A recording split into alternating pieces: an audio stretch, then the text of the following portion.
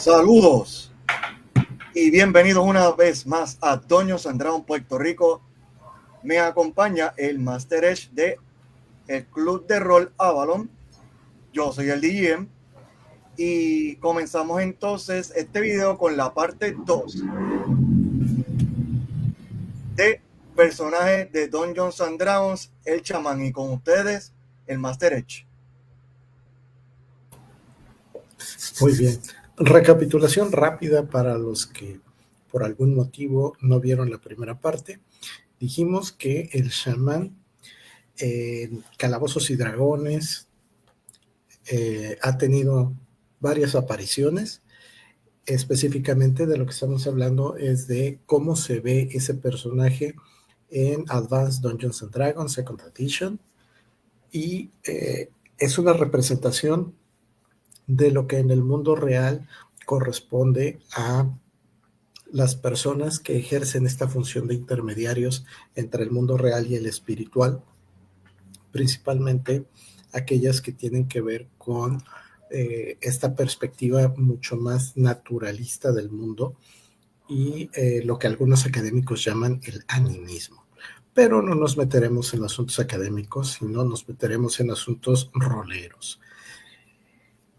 El chamán inicialmente se presentó como un kit, lo cual significa que era una derivación de una clase principal, en este caso era clérigo.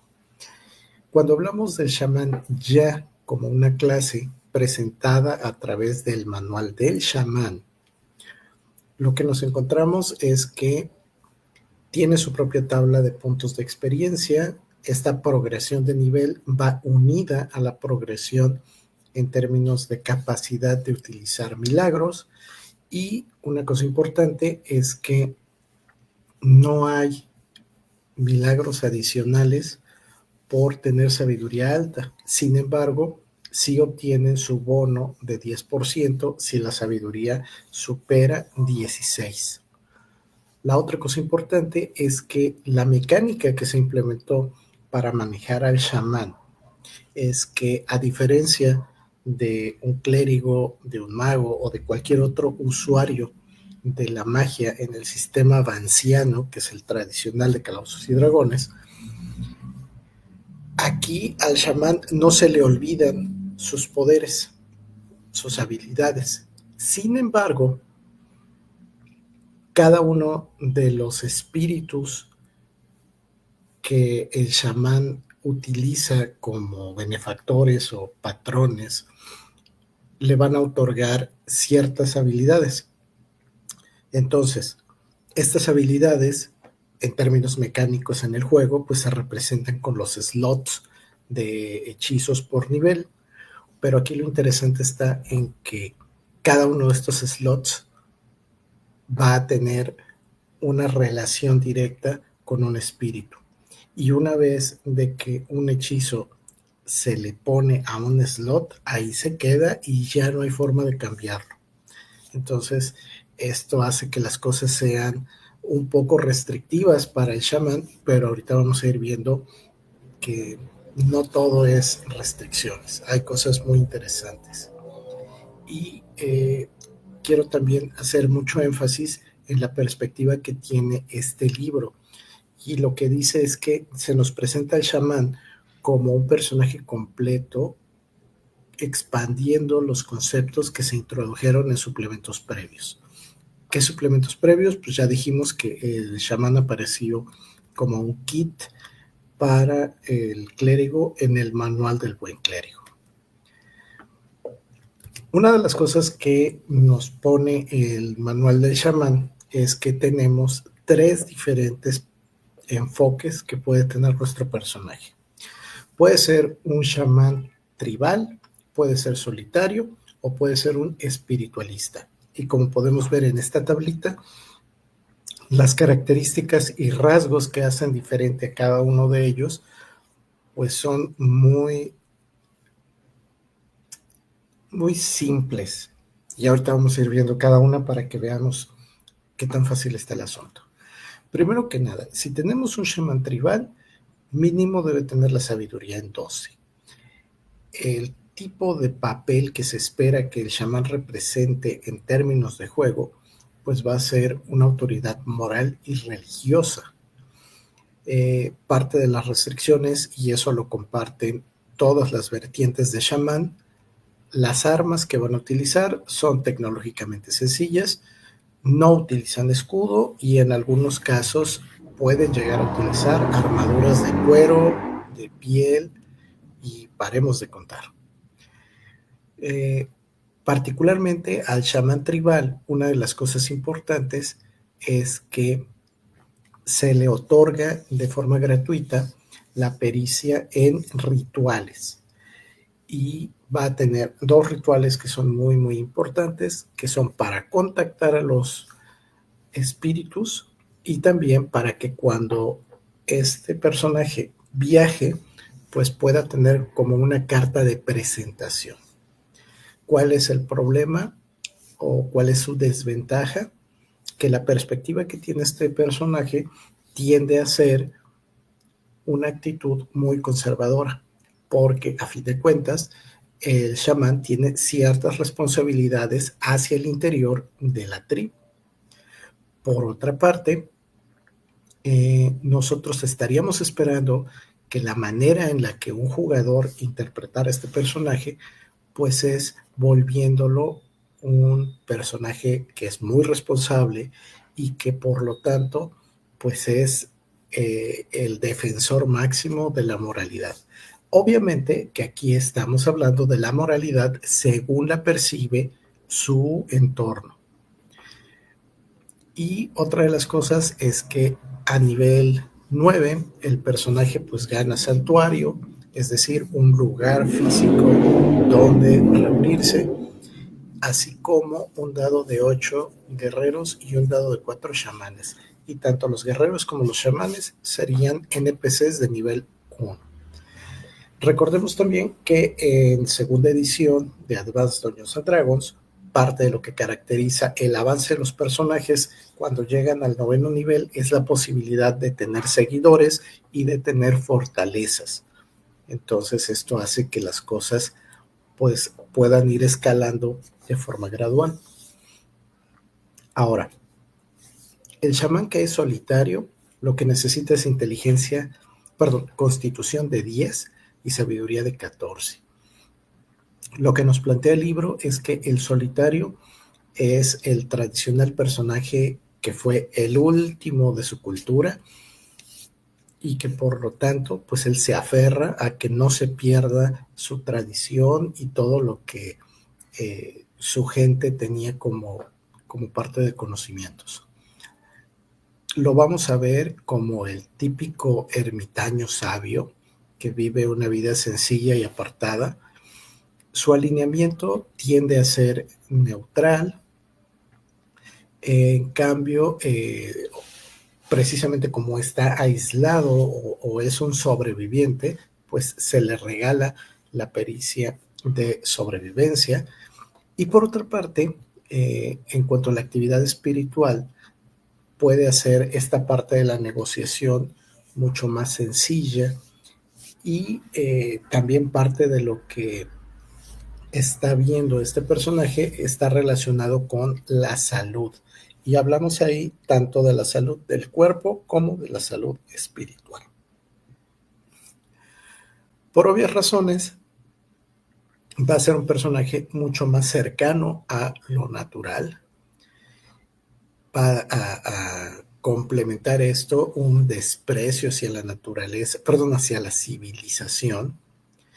Y por otra parte, al momento de interpretarlo, pues estaríamos hablando de un personaje que es más introvertido y sobre todo que aprecia el trabajo que se hace de forma manual, es decir, las cosas que están hechas con cuidado, como es el caso de la ebanistería, y por otra parte, pues ni tienen ni les interesa llegar a tener una fortaleza. O sea, para ellos la parte importante, como decía yo al principio, es que no se pierdan sus tradiciones. ¿Y cómo le va a hacer entonces si no tiene seguidores?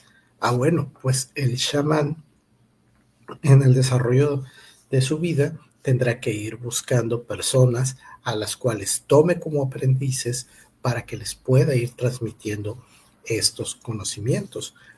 Quizá en términos de juegos, estos aprendices bien podrían ser sus compañeros de grupo y que a través del peregrinar que sigan puedan ir dejando parte de ese legado al estar en los lugares diferentes, aislados o más o menos civilizados. Y bueno, la tercera opción que se nos presenta es la del chamán espiritualista. Y aquí el principal requisito es que sea un personaje listo, hablamos de una inteligencia de 12 y una sabiduría de 9. Parte de lo que va a ser el espiritualista es tener mucho contacto con la naturaleza y sobre todo mucho contacto con la parte de los espíritus. Tan es así que dentro de sus beneficios está algo que se llama comunión espiritual, y esta habilidad pues lo que permite es que el personaje pueda estar mucho más receptivo para saber si en el entorno hay espíritus, y consecuentemente los espíritus lo van a ver con buenos ojos. Por eso también es que a los espíritus hostiles los puede tratar sin necesidad de hacer pues mayores intermediaciones, llamémoslas. Sin embargo, pues el espiritualista tiende a ser un sujeto frío y calculador. Se dice que puede llegar a ser muy manipulador, aunque pudiera más bien interpretarse como que es un sujeto rebelde. Y por otra parte, la obtención de seguidores y de una fortaleza van a tener que ver con la forma en la que el jugador se preocupe por ir llenando esos huecos para su personaje. Luego, una de las cosas importantes pues es que todos estos personajes van a tener ciertas características que son comunes a todos. Por ejemplo, el taco lo van a tener igual que los clérigos, es decir, van a empezar con un 20 en el primer nivel y va a ir mejorando 2 cada 3 niveles. Las pericias en armas, ya habíamos platicado que puras cosas sencillas. Las pericias en no armas, bueno, aquí sí. Por un lado tenemos que el chamán va a tener acceso a algunas de las que ya conocemos, pero hay algunas que son nuevas para la clase. Y esas que son nuevas para la clase, pues son las que están aquí listadas. Yo resalto con el amarillo aquellas que son mucho más evidentes para este personaje, y también las que en algún momento va a ser mucho más difícil que sean aprendidas o obtenidas por otros personajes.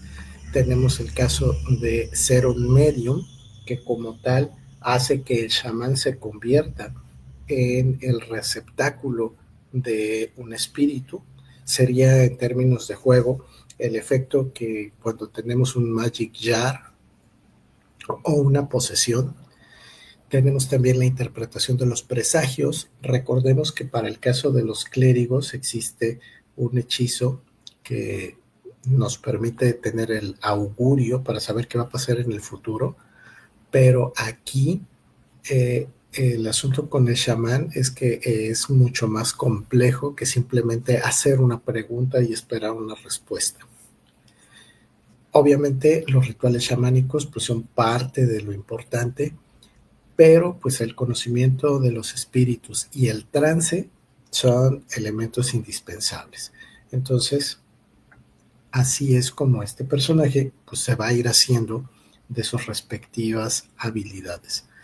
Y en términos de las famosas tablas, esta que tenemos aquí lo que nos muestra es que al inicio el chamán va a tener 3 slots de pericias en armas. Cada nivel divisible entre 3 va a obtener un slot. En combate va a tener una penalidad de 3 cuando utilice un arma que no conoce, y en pericias en no armas va a empezar con 3 y va a tener un nuevo slot cada nivel divisible entre 4. Entonces eso pues está más o menos estándar, pero préstenle atención a esta parte. El chamán tiene cierto equipo, y eso es una de las cosas que a mí se me hacen de lo más enriquecedoras, porque dan la oportunidad de que gracias a estos elementos el personaje pueda tener un desarrollo interesante dentro de la mesa. Si hay por aquí amantes de los cómics, particularmente de Hellboy, sabrán que una de las cosas interesantes es que Hellboy lleva el cinturón lleno de amuletos y cosas similares, y en algunos momentos él platica las historias de esas reliquias y de esos elementos, y eso pues enriquece mucho, porque no nada más trae ahí el montón de cosas, sino que cada uno de estos elementos tiene su propia historia, tiene un motivo, un uso, y eso lo hace bien interesante. Entonces, el equipo que trae todo chamán, pues es una marca de rango. Y esta marca de rango significa que si una persona que sabe de este negocio ve al chamán, pues puede saber qué tan arriba o qué tan abajo, o como normalmente decimos, pues qué tan poderoso es. Luego hablamos de implementos de sacrificio, porque partimos de la noción de que el chamán tiene que sacrificar algo para que se lo pueda ofrecer a los espíritus. Y entonces ese proceso de sacrificar algo, así como un druida necesita tener una hoz de plata y cortar el muérdago cuando está la luna llena para que ese elemento sea efectivo en sus casteos, pues de la misma forma el chamán debe tener sus cuchillos, sus cuencos y todo lo demás que necesite para poder hacer estos sacrificios y ofertorios hacia los dioses. De la misma manera, perdón, a los espíritus. Y de la misma manera va a haber ciertas herramientas rituales que necesita el chamán. En este caso se simplificaron a un tambor, una sonaja y una máscara. Obviamente todo esto pues es nada más la estructura, ya depende de cómo el jugador lo diseñe y de cómo en conjunto con su máster determinen qué elementos específicos son y cuál es el efecto que van a tener dentro del juego.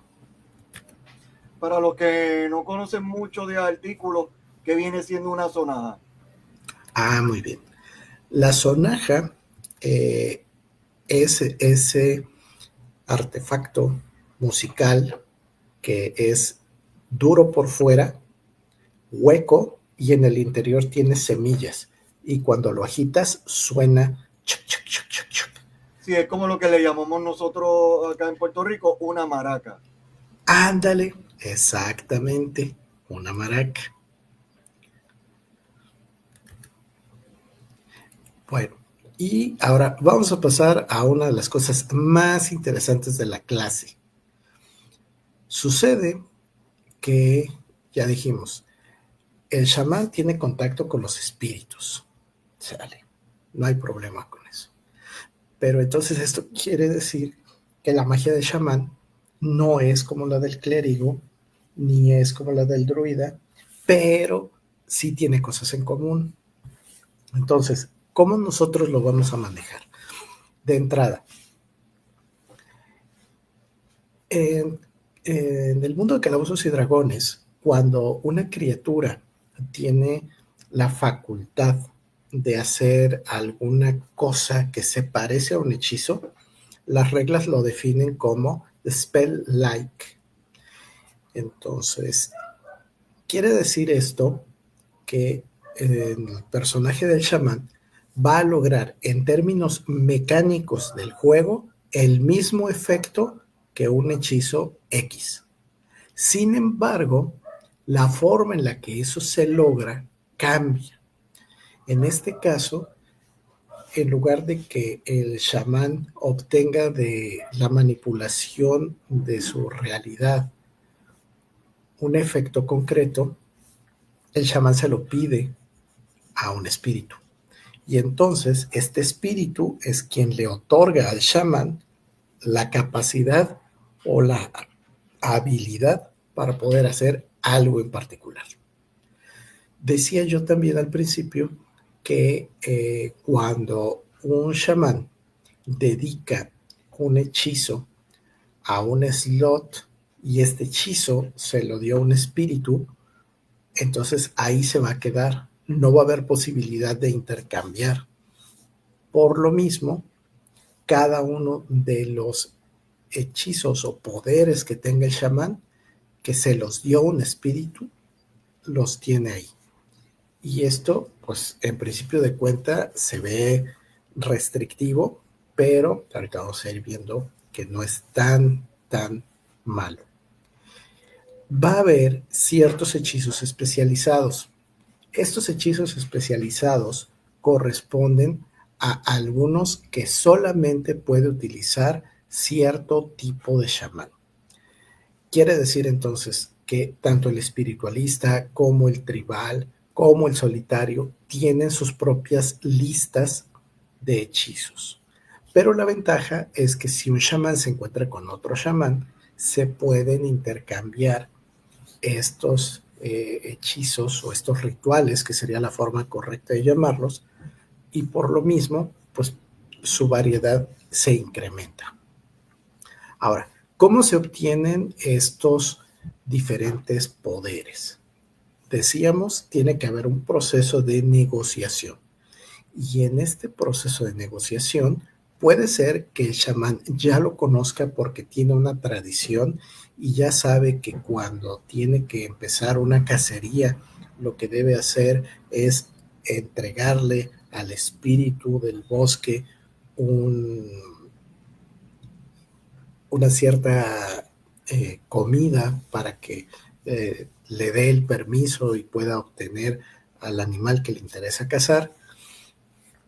Pero puede ser que haya otras circunstancias en las que está contactando, está contactando al espíritu de un volcán y el espíritu del volcán pues no está dentro de lo que habitualmente trabaja y por lo tanto tiene que conocer en ese momento qué es lo que el espíritu le demanda para que lo pueda apoyar. Otra cosa importante es que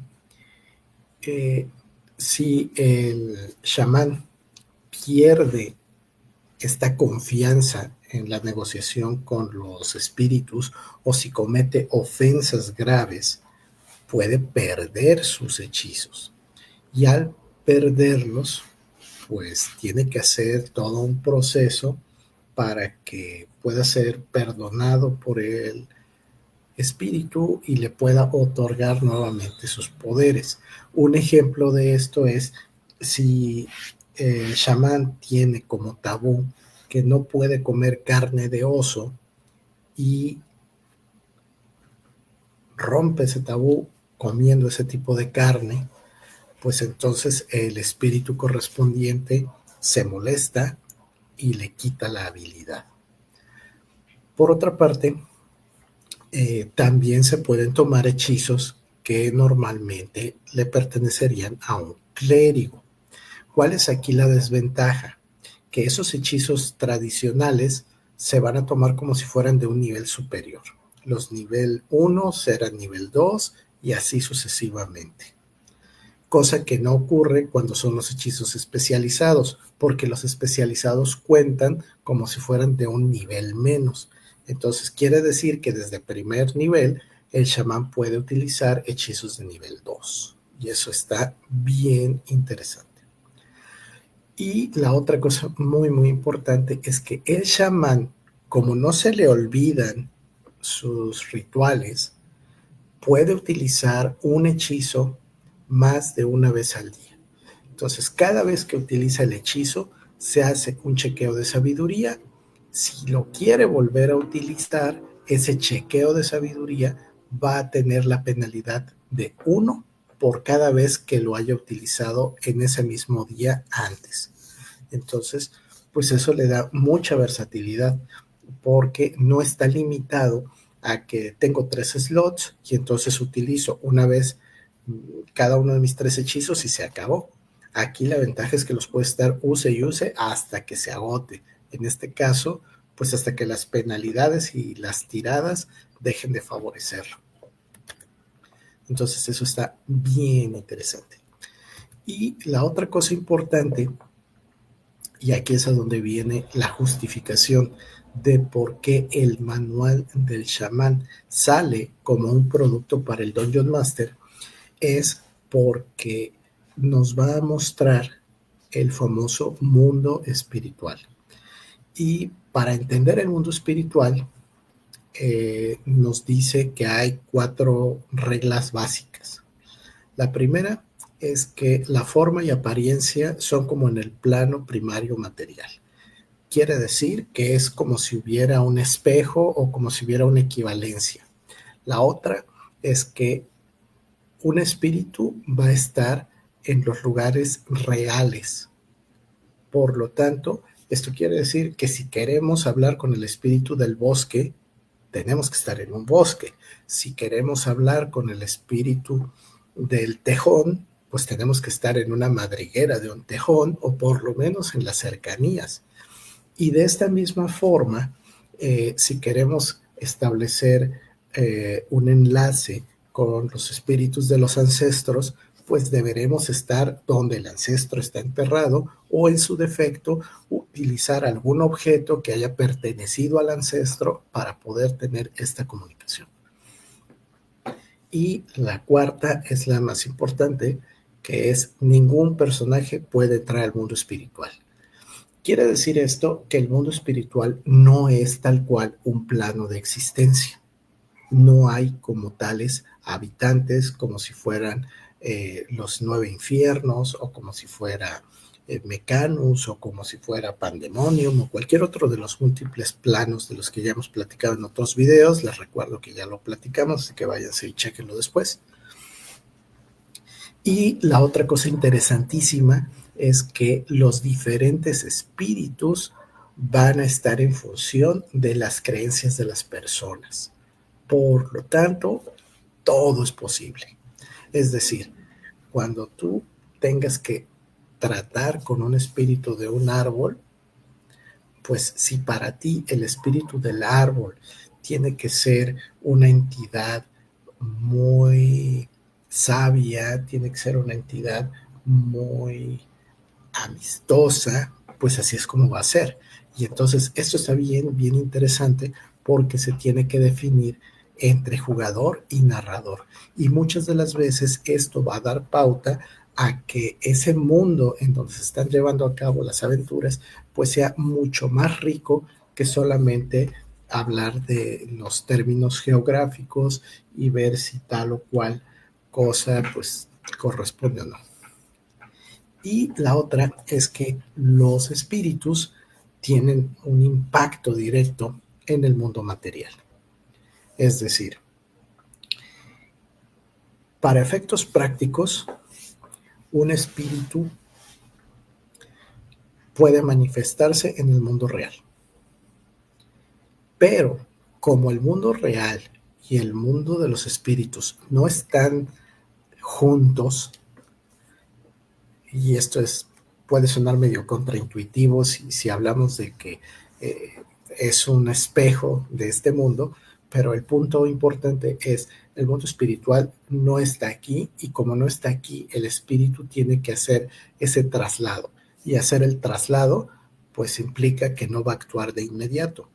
Entonces, precisamente por eso también hay que tomar en cuenta que la mayor parte de la magia que va a utilizar el chamán no es magia inmediata. Es magia que requiere tiempo. De ahí entonces que lo que el chamán realmente hace pues son rituales más que hechizos. Ahora, cuando los espíritus se manifiestan en este mundo, pueden hacerlo de diferentes maneras. Una de ellas es que pueden poseer objetos. Y entonces, pues, si vemos que se mueve un objeto y no hay ninguna razón aparente, pues muy seguramente lo está haciendo un espíritu.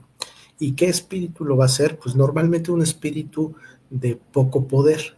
En cambio, si lo que vemos que se mueve es todo un bosque, que vemos que los árboles se balancean de un lado a otro, pues eso ya es una manifestación de un espíritu mucho más grande, mucho más poderoso. También es importante tomar en consideración que un espíritu puede poseer a una criatura, sean animales o sean humanos o sean humanoides, siempre existe esa posibilidad.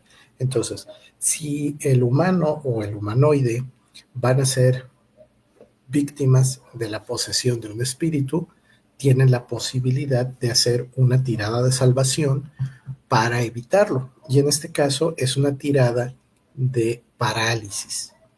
Aquí también hay que tomar en cuenta que puede ser que el espíritu quiera controlar el cuerpo o puede ser que el espíritu simplemente esté dentro del cuerpo pero no tenga injerencia en sus movimientos. Entonces, esto también nos da la posibilidad de narrativamente hacer un montón de cosas. Y no hay que olvidar que si tenemos un chamán y el chamán es un medium, pues él solito se está convirtiendo en el receptáculo de los espíritus. Y entonces ya ni siquiera tira de salvación, porque pues el chamán lo que quiere es que el espíritu entre en su cuerpo para que pueda manifestarse al mundo real.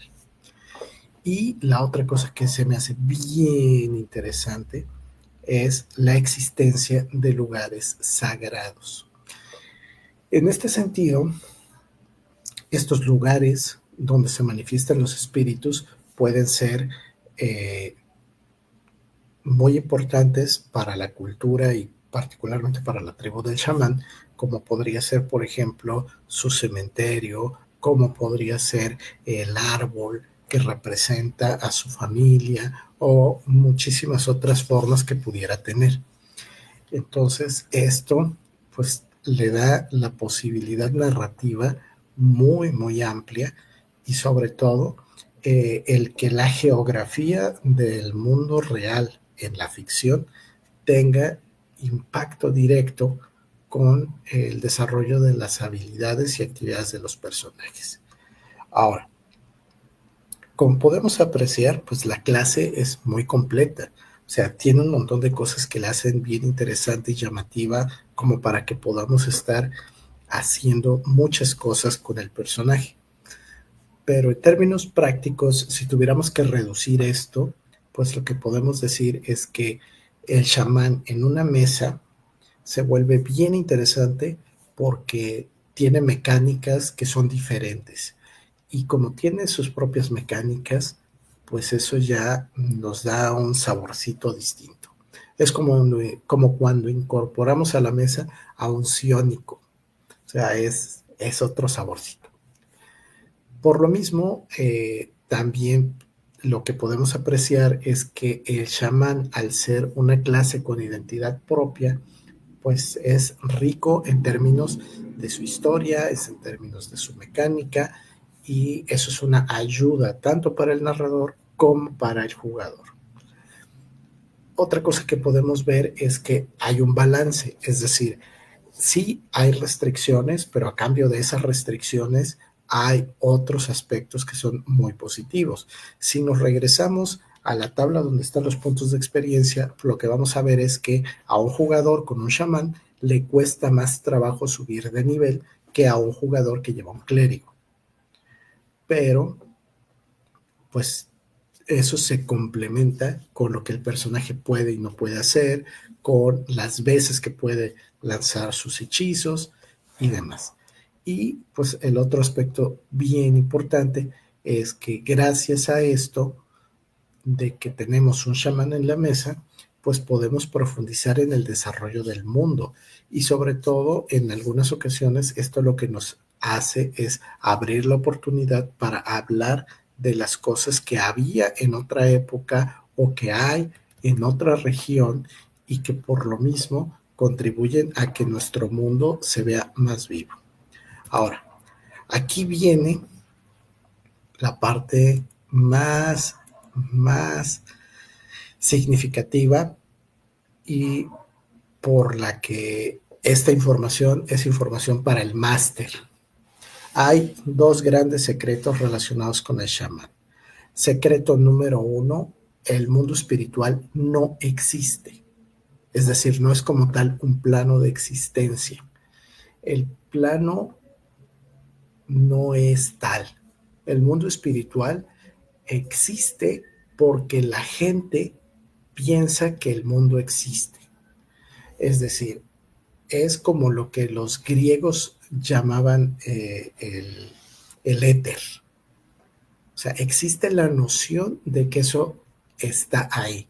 Y como existe esa noción, eso es lo que lo crea. Pero materialmente hablando, no es un lugar que se pueda visitar. Sin embargo, sí hay una serie de elementos que tienen efecto directo.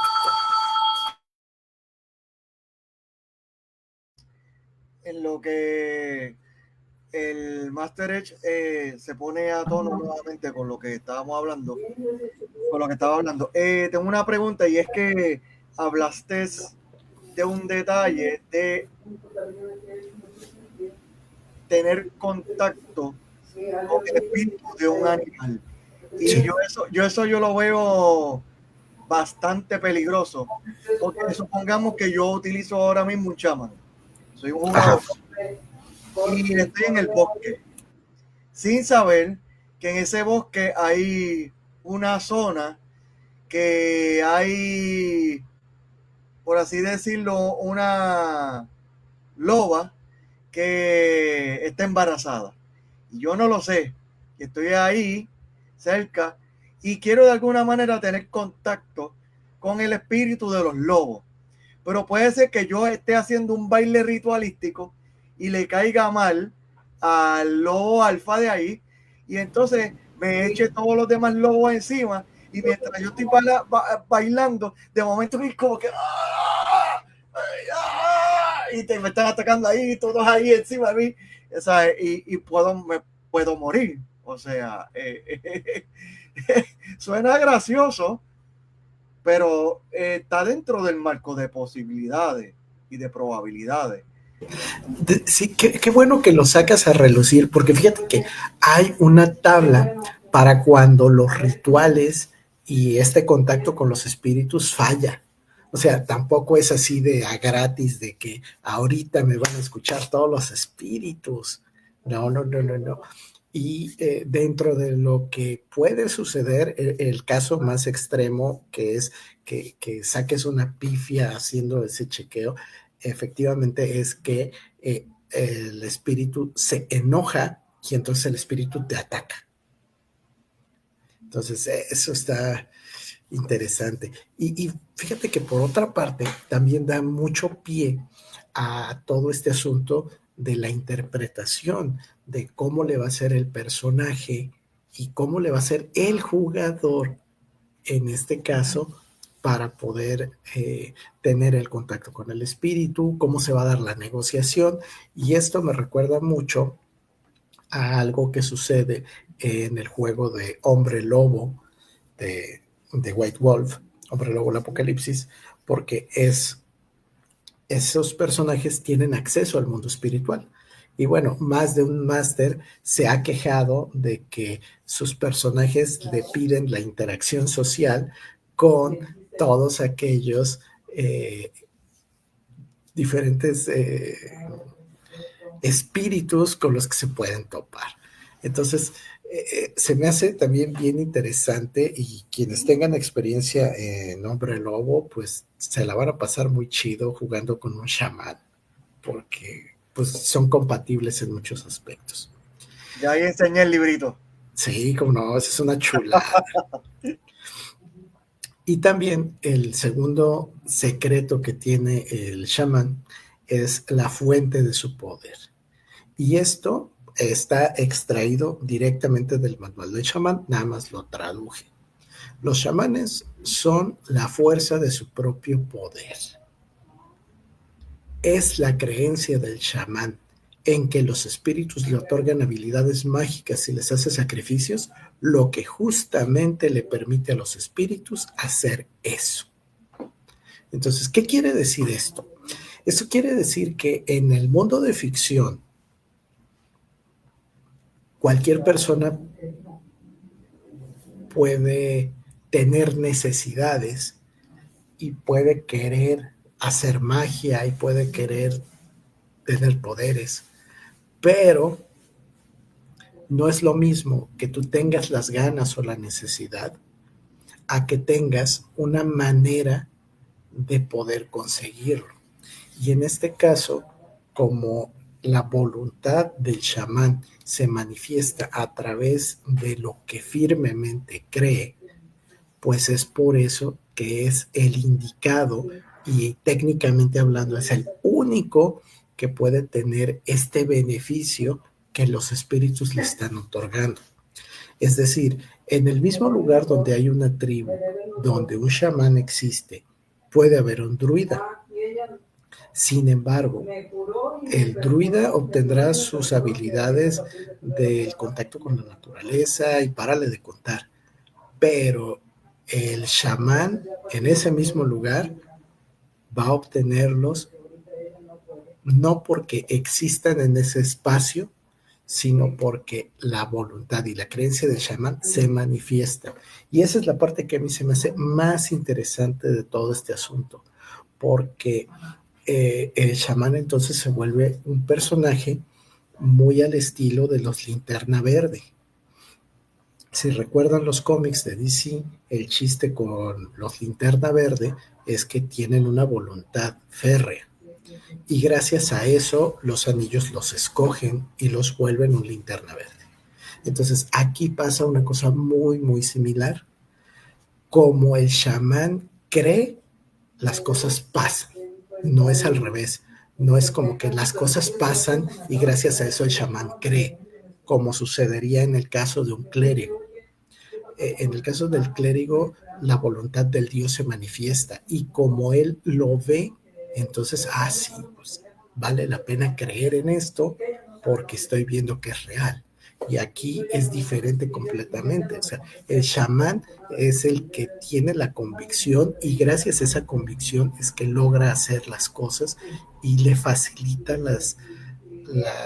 le facilita el trabajo al espíritu. Entonces, esa parte se me hace buenísima.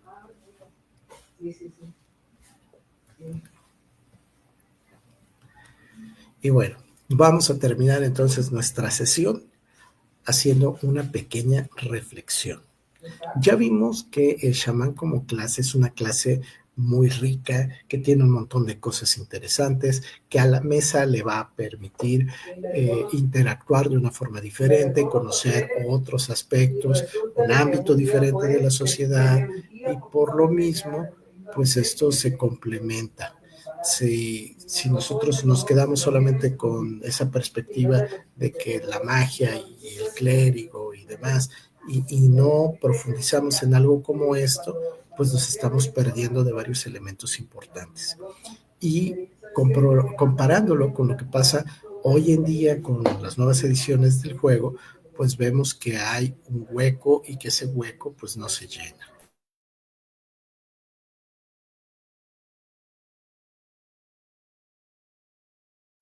Y que ese hueco es fundamental y es necesario rellenarlo.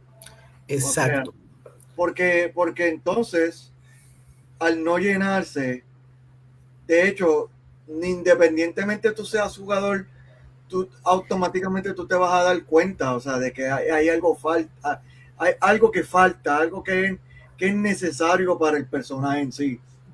Sí, y mira, si hablamos de quinta edición, dices, pues un clérigo que tiene dominio de la naturaleza, pues sí, está en contacto con los animales, las plantas, el clima y todo eso, y pues más o menos se acerca.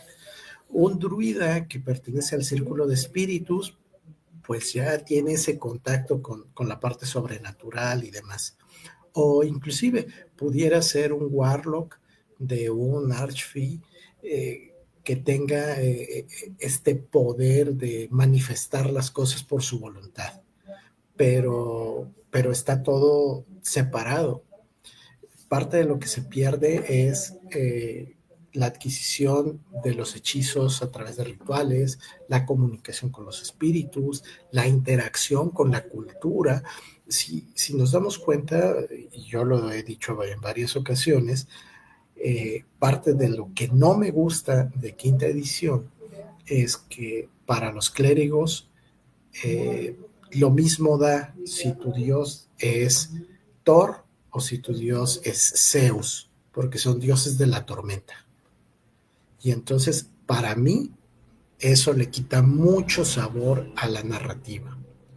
Y entonces, si no podemos hacer estas interacciones con estos elementos que son tan importantes, pues mucho menos vamos a poder hacer algo como lo que un chamán completo tendría que poder hacer en una campaña, porque ahí parte de lo que tendríamos que estar haciendo es que esta interacción cultural entre lo que el chamán quiere creer y lo que su entorno social le dice y cómo esto se relaciona con sus compañeros y con todo lo demás que está en el mundo del juego, pues le eleva la complejidad, lo pone a pensar y desde mi perspectiva, pues el hueco que no se llena es ese hueco de concebir el mundo desde otra perspectiva.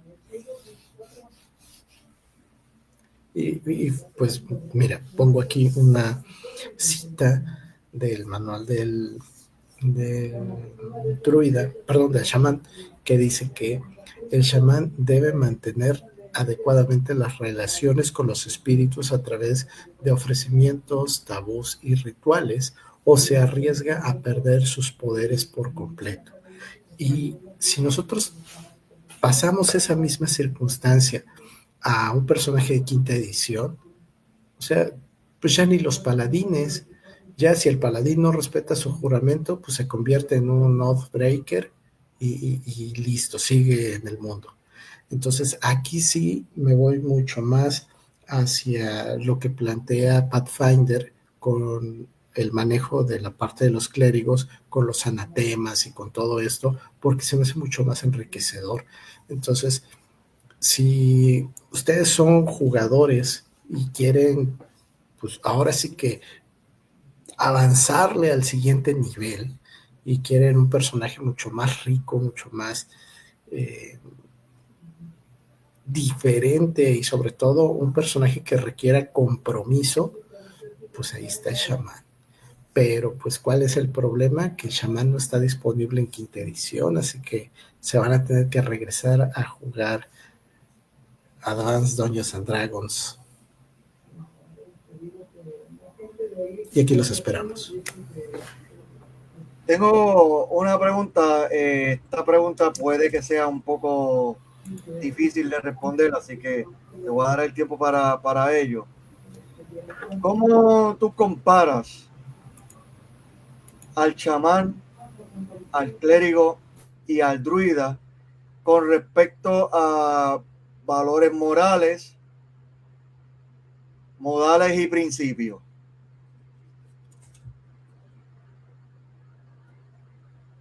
Oye, eso está bueno. A ver, vámonos por partes. Una de las cosas que se me hacen bien divertidas de jugar con un clérigo es precisamente esa posibilidad de que tú seas el guía moral.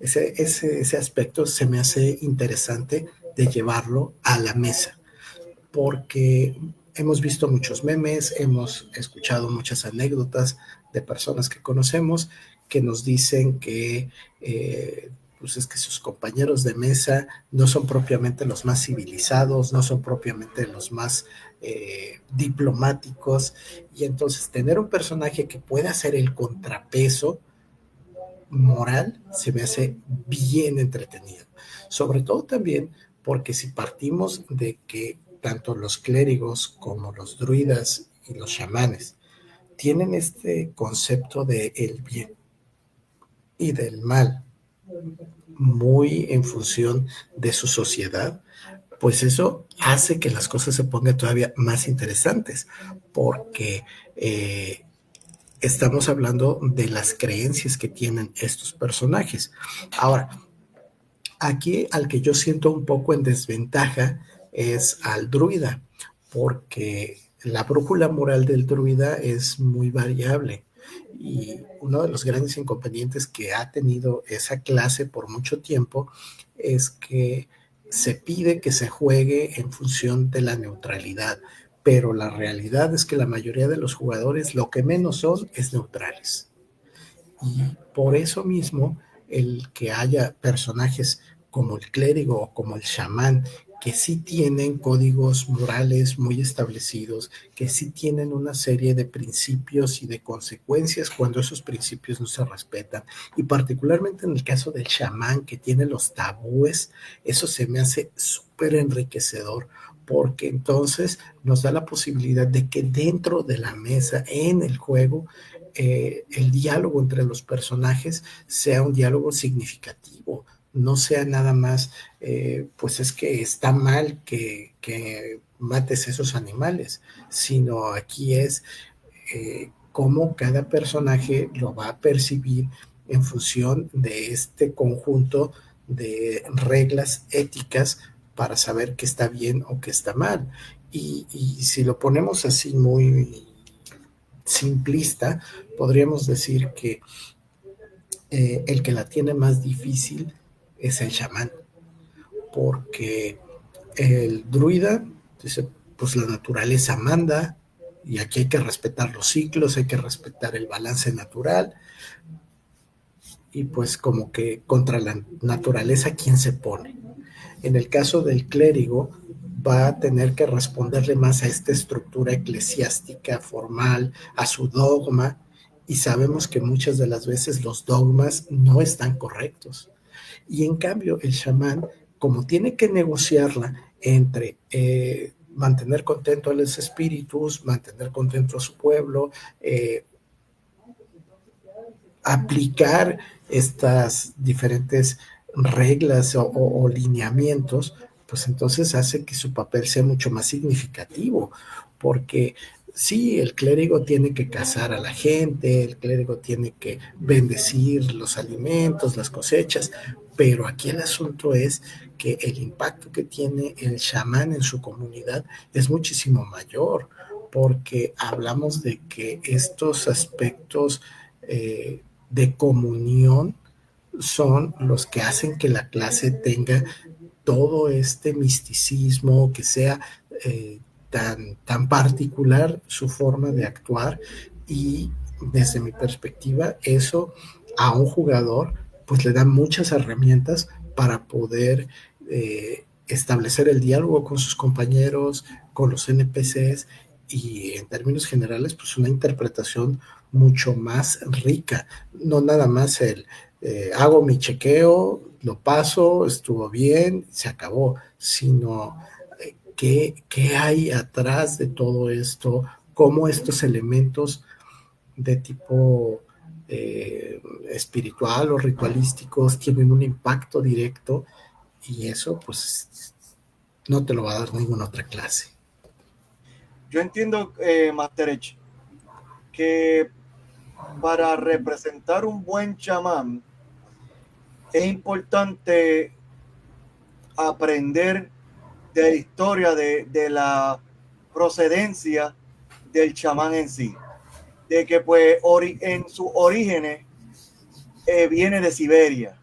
Entonces ya tú tienes la obligación de aprender de historia de Siberia para entonces empezar a ganar elementos que te puedan servir al momento de tú representar ese personaje dentro de una mesa de juego y sumergir a otros jugadores en esa vibra, ¿verdad? Que enriquezca no tan solamente a los jugadores, sino también al Dungeon Master, porque el Dungeon Master también necesita tener esa obligación de conocer la procedencia del chamán en el aspecto realista, ¿verdad? En vida real, cómo fue que se creó y evolucionó, etcétera, etcétera. Y la parte de que hay muchas, dentro de las mismas culturas, después de Siberia, que también existió el chamán, pero por ejemplo decir tribus americanas nativas o culturas amazónicas o sociedades tribales africanas, o sea que es, no todo el mundo puede utilizar un chamán. O sea, hay que empezar a enriquecerse de esa historia para entonces, una vez tú la conozcas como persona, decir, ah, pues mira, ahora yo puedo representar de una manera eficiente y adecuada el personaje de chamán. Corrígeme si me equivoco.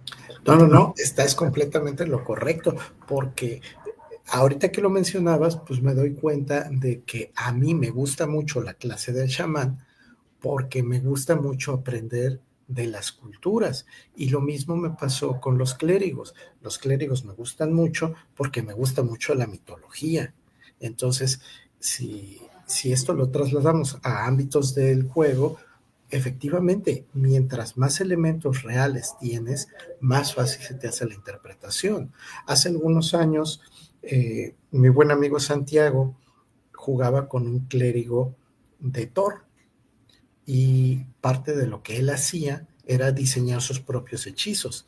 Y estos hechizos estaban basados en su experiencia, porque él era un ingeniero en electricidad.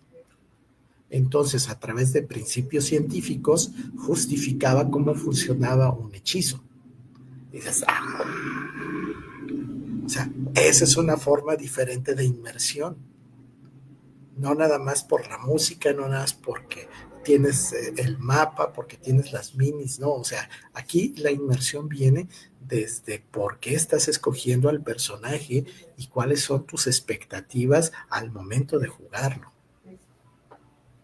Unas últimas palabras para todos los que nos están viendo en este video y que de alguna manera o han visto los videos anteriores o ya por este video pues se sienten más interesados por ver los otros videos que hemos hecho. Unas últimas palabras, Doño Masterech. Pues mira, la invitación que les quiero dejar es la invitación para que conozcan más. Y yo siempre lo digo, seas jugador o seas narrador, en la medida en que conoces otros juegos, conoces otras personas, otros narradores, otros estilos, otros sistemas, tu perspectiva se va ampliando. Está bien y está chido que te guste la fantasía medieval y que no te pienses salir de esa cajita que es la fantasía medieval, no hay bronca, pero si tienes la posibilidad, conoce más, porque también el que conozcamos otras cosas nos hace disfrutarlas. Y eso lo podemos ver en el mundo real, por ejemplo. A muchas personas nos encanta el café, pero no es lo mismo que te tomes un café soluble e instantáneo a que te tomes un café de grano. Y aún así, el café de grano se prepara de diferentes maneras y te da resultados distintos. Entonces, así como puede uno darse la posibilidad de conocer otras formas de tomar café o comer otro tipo de alimentos, pues tu paladar va teniendo esta posibilidad de, de no quedarte con lo de siempre. Y para mí esa es una de las cosas que más te ayudan para desarrollarte, seas jugador o seas máster. Entonces, reitero, si tienen la posibilidad de conocer más, háganlo. Si pueden leerlo, adelante. Si pueden ver el video, adelante. Si pueden jugarlo, muchísimo mejor. Excelentes palabras, como siempre, Masterech. Y sin nada más que decir, lo cerramos aquí, sin antes dejarles dicho, si les gustó este video, por favor, den pulgar arriba, comenten, compartan, activen la campanita inviten a todas sus amistades, siempre hay algo que nos va a unir, sea el tema que sea, y quedo con esto. Ha sido todo un placer para mí. Se te estaba extrañando Die Master Edge, se te estaba extrañando mucho, así que yo sé que otros de los que nos están viendo que se estaban llevando un material enriquecedor también lo sienten de la misma manera igual que yo, así que pues sin nada más que decir, nos vemos hasta la próxima. Ha sido con ustedes el Dungeon Master Edge. Yo soy el DGM en Dungeons and Dragons Puerto Rico y será hasta la próxima. Muchas gracias a todos y nos vemos hasta la próxima. Toma café.